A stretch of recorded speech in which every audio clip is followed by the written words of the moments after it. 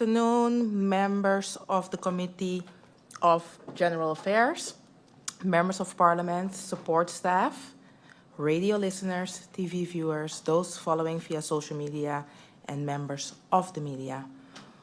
Welcome to the continuation of the Committee of General Affairs, meeting number 2 for today, Wednesday, February 5th, 2025. I would like to give a special welcome to the Honorable Prime Minister of St Maarten and Minister of General Affairs, Dr. Luc Mercelina, and his support staff. We have established a quorum of 5 members. Please stand for a moment of silence.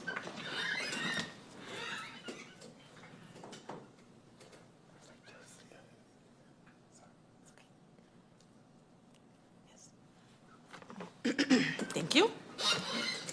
I have received notice of absence from the following committee members: MP Viren Kotay, MP Irian. I have received notice of lateness from MP Doran and MP York, but MP York is entering at this moment. Are there any notifications? That does not seem to be the case. The agenda points for the committee meeting are: 1. Report auditing public sector travel and Parlatino membership, IS number 324-2023-2024, dated January 9th, 2024.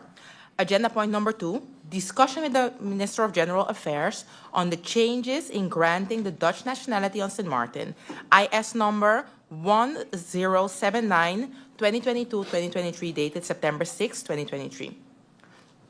It is good to know that today's meeting is a continuation of the meeting, which was adjourned on November 20th, 2024. We now go over to agenda point number 1. Report auditing public sector travel and Parlatino membership, IS number 324-2023-2024, dated January 9th, 2024. On January 9th, 2024, Parliament received a report from the General Audit Chamber titled Auditing Public Sector Travel and Parlatino Membership. This document has been registered. During the meeting of November 20th, 2024, this agenda point was adjourned to allow preparations by the Council of Ministers on this agenda point. Today, this agenda point 1 will remain adjourned until further notice. We now go over to agenda point number 2. Discussion with the Minister of General Affairs on the changes in granting the Dutch nationality on St Maarten under IS number 1079-2022-2023, dated September 6, 2023. On September 6, 2023, Parliament received a letter from MP Westcott Williams with a request for a committee meeting with the Minister of General Affairs regarding the changes in granting the Dutch nationality on St Maarten. The meeting was convened on November 20th, 2024, during which the requester to this agenda point, MP Westcott Williams, was given the opportunity to elucidate her request.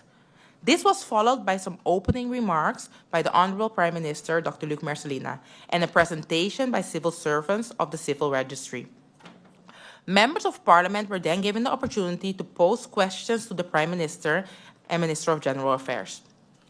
This meeting was then adjourned to allow the Honorable Prime Minister time to prepare the answers to the questions posed by the members of Parliament.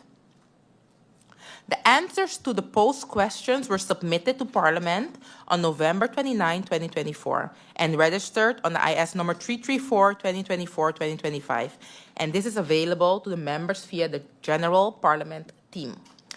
Today, the Honorable Prime Minister and Minister of General Affairs, Dr. Luc Mercelina, has returned to Parliament to provide answers to the questions posed by the members of Parliament at this agenda point in this meeting and give any possible updates based on answers provided in writing in November 2024.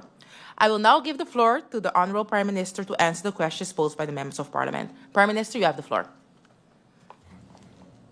President of Parliament, Secretary General, members of Parliament, my support staff, and those following on social media, good afternoon.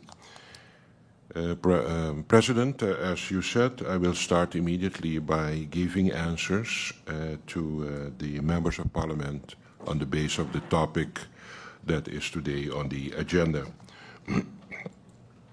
First of all, ex-Member of Parliament, Mrs. Heiliger, had a statement and a question. She stated that there are, at this particular moment, 3 persons registered as stateless. And she was asking how many persons are registered as onbekend. At this particular moment, we have 114 persons living in St Maarten registered as onbekend. Her second question was, how are same-sex marriages registered? How does the system support that? When individuals are married within the Dutch Kingdom or the EU countries, the Department of Civil Registry registers the submitted request once all required documents, including the D79 document being the immigration interview, are in order. The system is compatible with registering same-sex marriages in St. Maarten.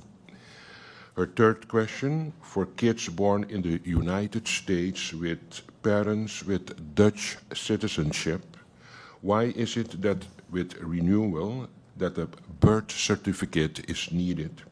Is that information not in the system already?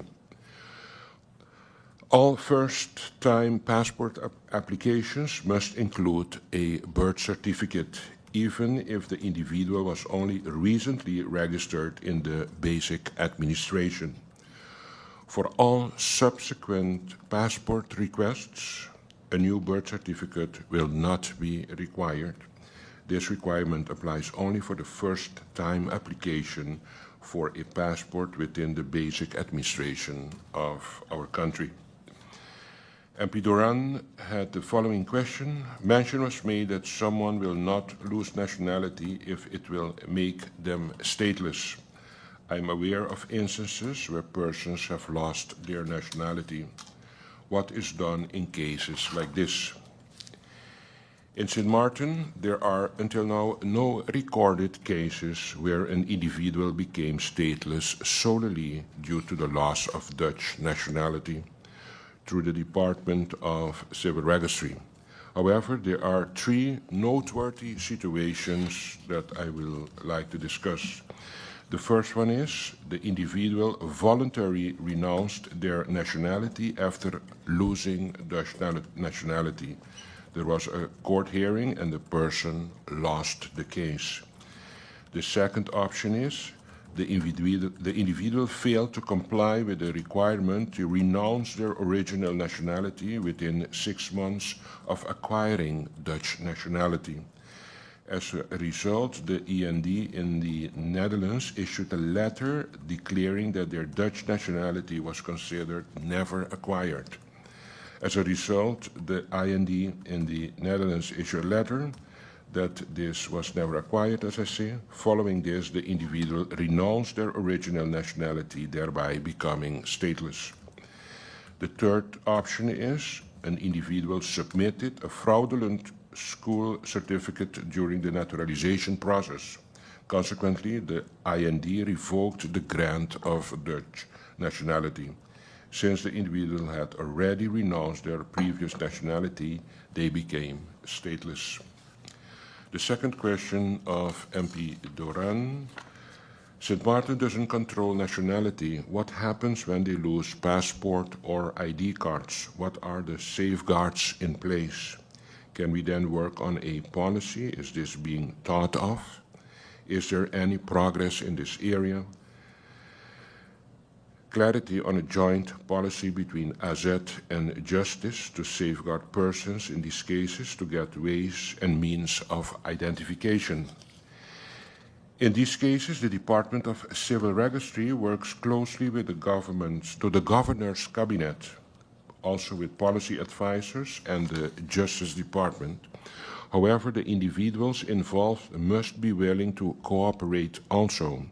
Many cases have been resolved successfully thanks to the strong collaboration between these entities. It is important to note that there is no standardized policy for such situations, as each case is unique.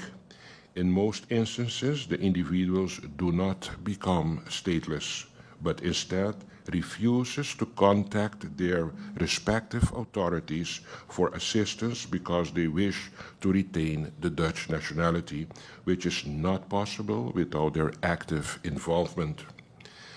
The department informs them that once they obtain a passport from their country or of origin, they will receive the proper assistance through the immigration process and subsequently guide them in submitting their request to the governor.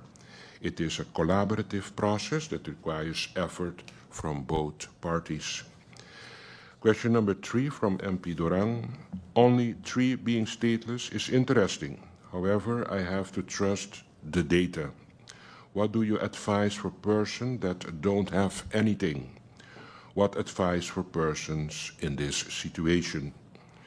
Will there be, for example, an amnesty for these cases?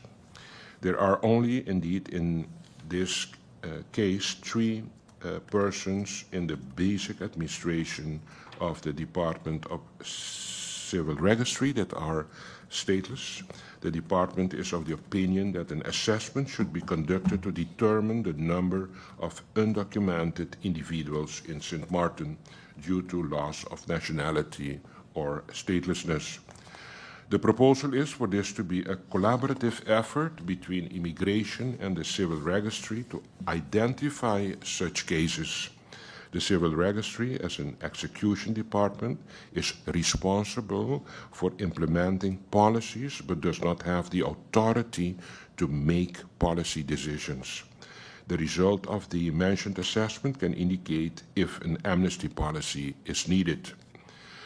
Currently, the question remains whether an amnesty policy is needed. Each case is unique, and in some instances, individuals may hold another nationality but are reluctant to contact their respective authorities. Question number 4.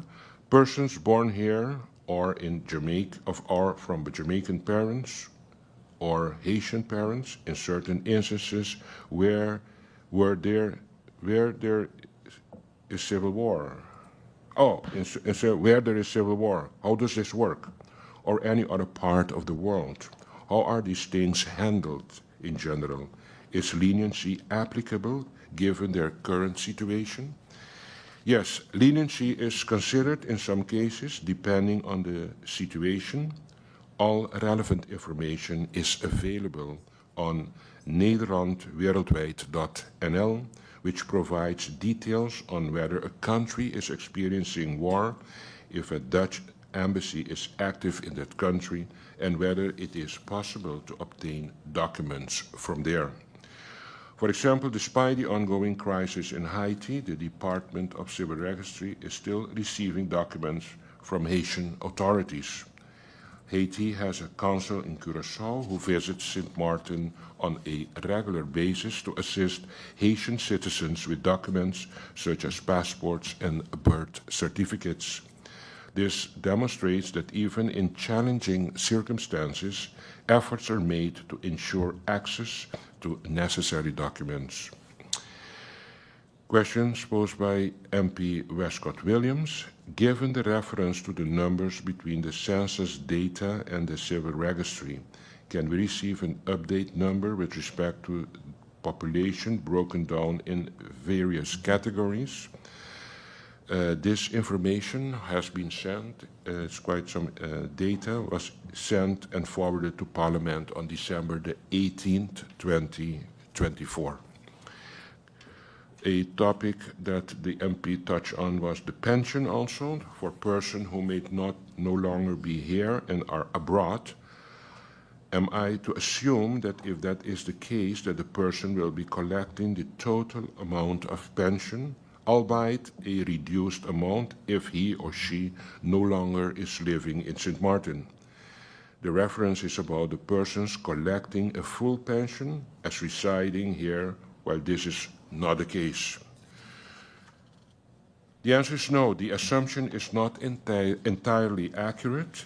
If individuals are still registered in St. Maarten, even if they have not contributed to the country and are living abroad and continue to submit their taxes annually, SZV may not have information indicating they are residing abroad. In such cases, they may continue to receive the full pension. It is important to know that SZV is very pleased with the collaboration, of course, with the Department of the Civil Registry and working on a cleanup project to address such issues and improve the accuracy of our recording. This initiative aims to ensure that pension disbursements are made based on accurate residency. There are further three different possible scenarios that I would like to give some explanation on. The first one is if someone who has not yet reached the pensionable age leaves St. Maarten and is deregistered from the census office, they stop accumulating pension rights. When they turn 65, they will receive a pension based on the number of years they were a resident out of the 50 years during which pension rights could have been accrued.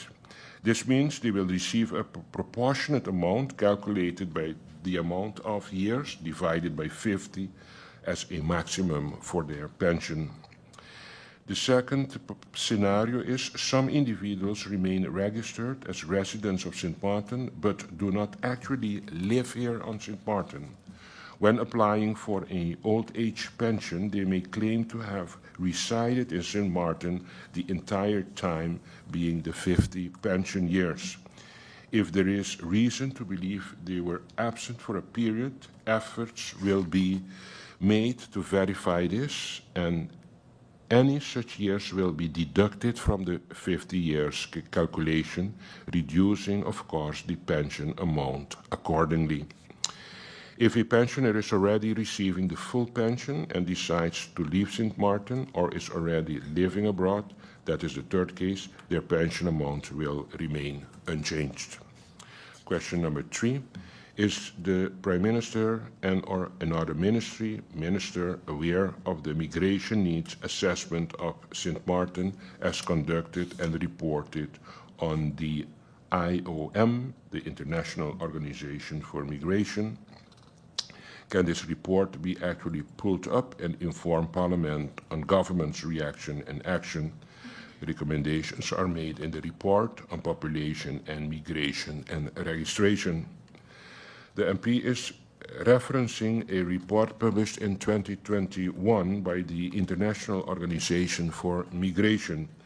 In 2018, this organization carried out what they called a comprehensive assessment of migration government needs in 10 Caribbean countries. Subsequently, an assessment was done in 2019 and 2020. In 2020, St. Maarten was included in the needs assessment. In St. Maarten, the interviews were conducted in March 2021 with 11 representatives of government ministries, civil society, and the private sector.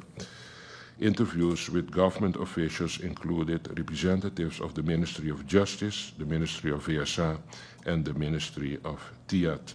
The Fire Department was also included, and the Department of Statistics.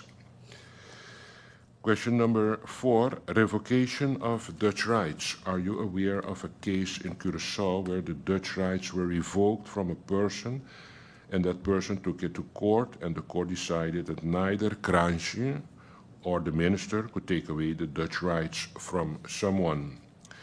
The Department of Civil Registry confirmed that they are aware of this case. However, it is important to clarify that this is not a case of jurisprudence. It's a court decision regarding a specific case between a citizen and the Civil Registry of Curaçao. The case was reported in the newspaper with the headline, Kransje cannot revoke Dutch nationality. As per Kransje, in the mentioned case, Kransje issued a decision to correct the basic administration of the citizen, who subsequently appealed the decision. However, Kransje failed to respond to the objection. As a result, the claimant lodged an appeal and took the matter to court. The court ruled in favor of the claimant. The conclusion is that the appeal is well-founded. the refusal to issue a decision on the claimant's objection dated April 25, 2023 will be annulled. The court will decide on the matter itself, declare the claimant objection well-founded, and revoke the contestant letter from Kranji dated October 3, 2022. This means that the contested letter from October 3, 2022 no longer holds legal effect. The case initially concerned a nationality issue. However, Kranji did not handle the matter in accordance with the general principle of proper administration. Due to the lack of diligence in addressing this issue, the court decided in favor of the citizen. The decision in this case has now been provided to Parliament also. It is crucial to involve the Legal Affairs Department in the objection procedure and to ensure timely responses in all appeal cases. For the sake of clarity, in St. Maarten, we do not revoke a person's nationality. If there is an error, it is corrected by the Department of the Civil Registry, or they proceed according to the law to determine the individual's nationality status. In most cases, it is the actions of the individual that determine the application of the law, and the department must handle the situation in accordance with legal requirements. In regard to the determination of Dutch citizenship, the Joint Court of Justice of Aruba, Curaçao, St. Maarten, Bonaire, Station, and Sewa is the court that is authorized to determine whether a person possesses or has possessed Dutch citizenship at a specific point in time, pursuant to Article 17 of the Kingdom Act on Dutch citizenship. Question 5, is the revocation done at the Civil Registry or is it channeled through the Netherlands? If this is the case, what happened then in Curaçao? In St. Maarten, the majority of cases related to revocation of nationality are channeled through the Immigration and Naturalization Service, named the IND. In the Netherlands, as they are the responsible entity for this.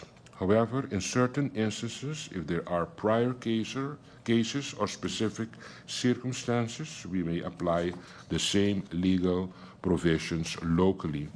Due to a lack of the diligence, IND was not contacted in this case. Question 6, how many do we have under the category of onbekend? As I said already, we have 114 persons under the category of onbekend. Question 7, given the fact that St. Maarten is not responsible for nationality, wouldn't it be an idea to also give information on the Dutch nationality and maintaining the Dutch nationality? Give general information to the public with respect to nationality. The Department of Civil Registry is currently, together with the Governor's Cabinet, preparing to organize an information session on Dutch nationality and the process of maintaining it. The planning is to start these sessions at the beginning of 2025, and this general information session and updates will take place on February the 19th, 2025.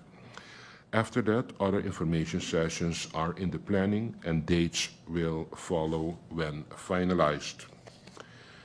Question 8, if it is determined that a person loses their right, is there any type of a vangnet for those persons?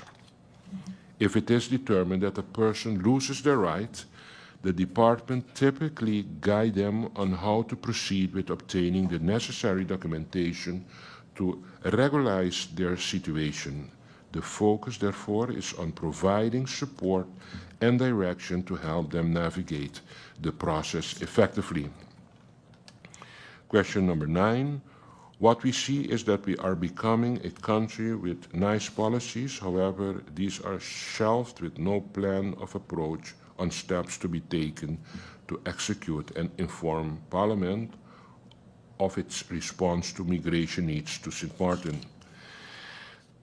That's true. It is important that we focus on actionable policies with clear steps and transparent communication to address migration needs effectively.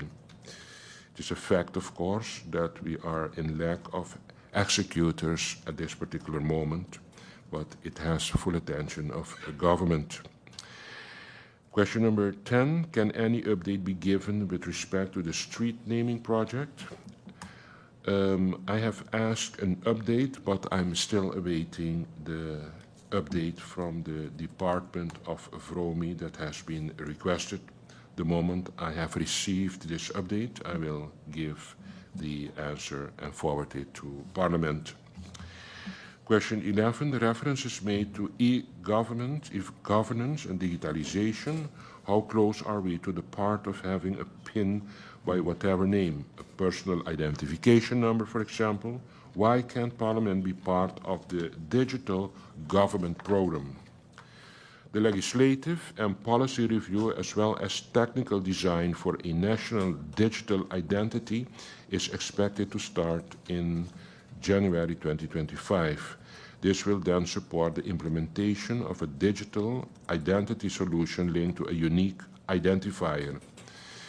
And hopefully that is expected to be on the go by the third quarter of 2025.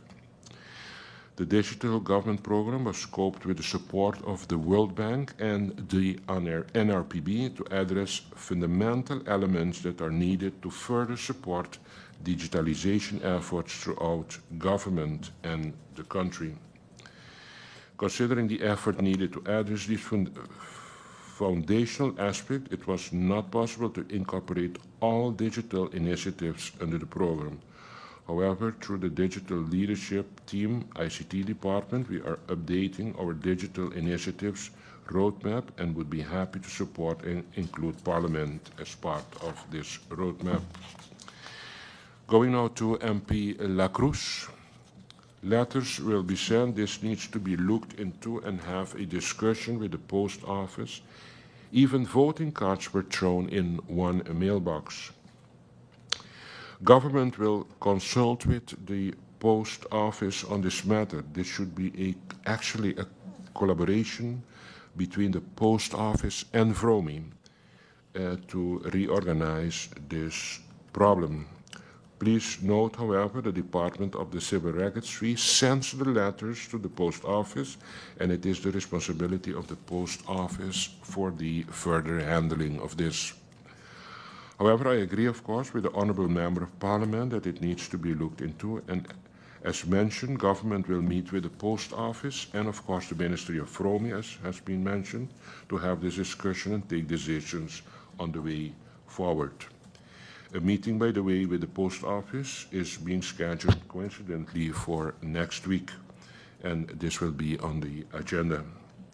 Question number 2, the fact that we treat our kids that eventually at the age of 18 years will be able to request the Dutch nationality but walk around on St. Maarten feeling themselves like foreigners. I say they because once upon a time with the Van Rechtswege, a US citizen could have registered and have the same rights and permanent residency while having no ties on St. Maarten, while our kids have no rights. Our party and MP Roosburg are working on adjustments to the situation, but the leniency from government is also needed.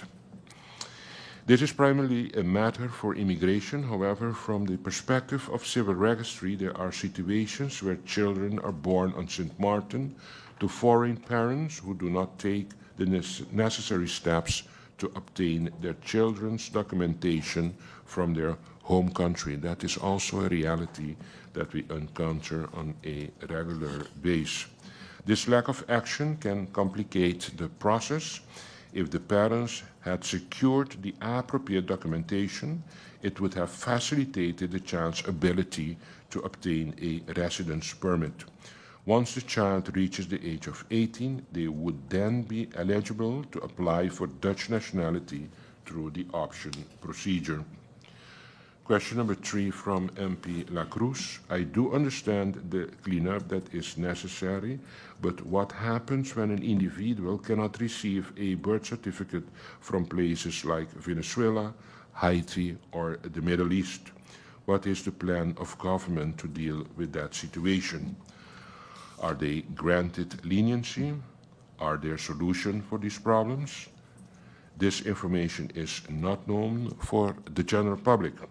Maybe there can be an app that persons can go through where persons can indicate how long they have been on the island, provide their documents, etc. I consider sharing this information very important. Therefore, I would like to repeat my answer previously given. All relevant information is available on nederlandwereldwijd.nl, which provides details on whether a country is experiencing war, if a Dutch embassy is active in that country, and whether it is possible to obtain documents from their country. For example, despite the ongoing crisis in Haiti, the Department of the Civil Registry is still receiving documents from Haitian authorities. It's important for us to know that. Haiti has a consul in Curaçao who visits St. Maarten on a regular basis to assist Haitian citizens with documents such as passport and birth certificates. This demonstrates that even in challenging circumstances, efforts are made to ensure access to the necessary documents. Also, I can inform Parliament that the Department of Civil Registry and the Governor's Cabinet is working together to organize information sessions on Dutch nationality and the process of maintaining it. There will be a general information session on the updating of documents on February the 19th, 2025. Other information sessions are in the planning and dates will follow when it's so far. MP Irion had also a few questions. The first question of MP Irion suggests even a chat box on the government website where persons can type into it, where there is a preloaded information. Suggests that DCOM work with the civil registry when it comes to communication.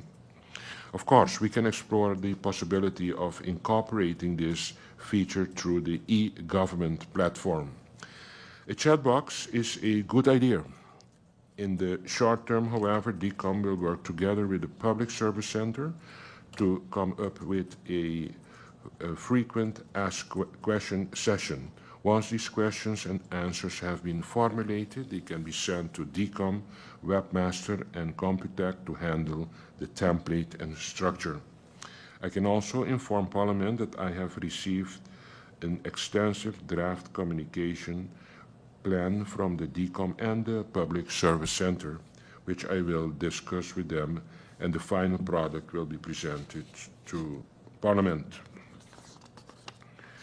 Question number 2 from MP Irion. Letters being sent where persons are worried about being deregistered. Letters are being delivered late. Have to look into the post office as to whether persons are actually receiving letters. Recommend a communication program with DCOM. Create a strategy to be able to communicate with individuals, in particular as it pertains to the deregistration.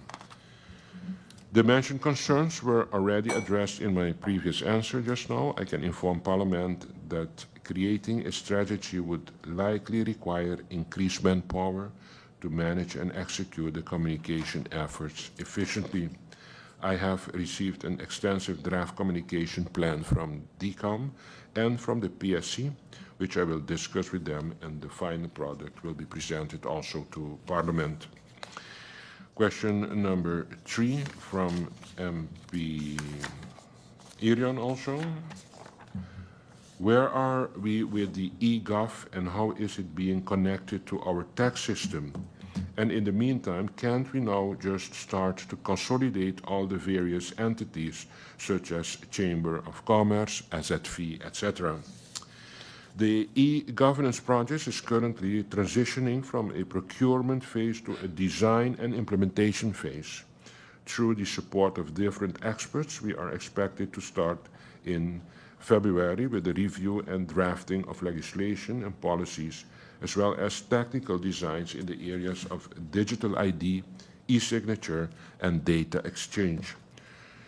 The project will deliver these and other fundamental solutions that would be available to other digital systems, including, for example, the tax system, which would assist in simplifying and improving the processes.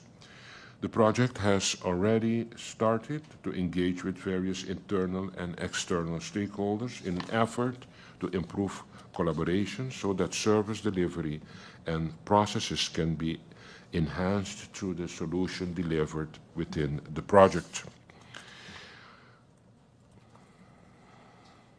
Please note that the Civil Registry has already provided various government departments, including the tax office, with access to the basic administration of persons, actually what we call the inkijkfunctie. And then the last question is from MP Roosburg. Communication is very important and the public needs to understand the procedures and possible in the language that they understand it better. Perhaps, of course, in their own language. I can agree with the Honourable Member of Parliament with this statement. I can inform the MP that I have received an extensive draft communication plan from the DCOM already and from the PSC, which I will discuss and later on, once we have a good understanding on it, present it to the members of Parliament.